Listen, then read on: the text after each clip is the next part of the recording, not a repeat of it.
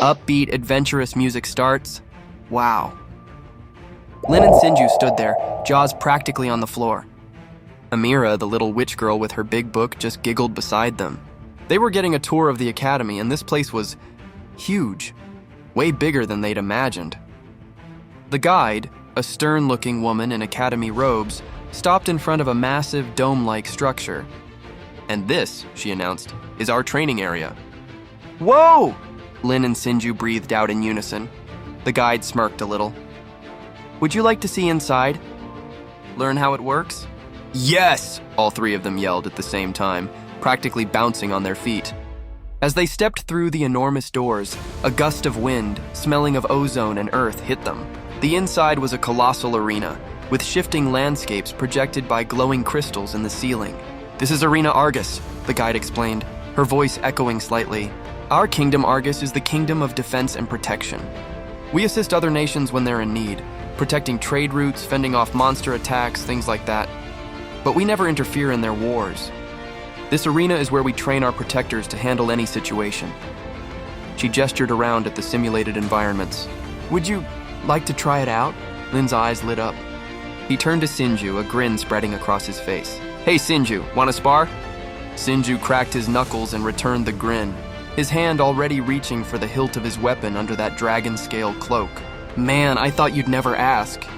The guide looked between them, a little impressed by their enthusiasm. "Very well. I'll raise the containment barrier and you two can go at it." She pressed a button on a console, and a shimmering, transparent wall of energy hummed to life, sealing the arena. What she didn't know, what she couldn't possibly imagine, was that she had just made the biggest mistake of her entire career. The second that barrier solidified, it was chaos. Lin was a blur of movement, his shadow blade leaving trails of dark energy. Sinju met him head-on, his fists glowing with raw elemental power. A whirlwind of earth and shadow erupted in the center of the arena. Explosions rocked the facility. The ground itself seemed to shatter and reform with every blow they exchanged. Crack! A spiderweb of fractures spread across the unbreakable energy barrier, then another, and another. Not even 10 minutes into the fight, with a final deafening boom, the entire barrier shattered, sending shards of harmless light cascading across the training grounds.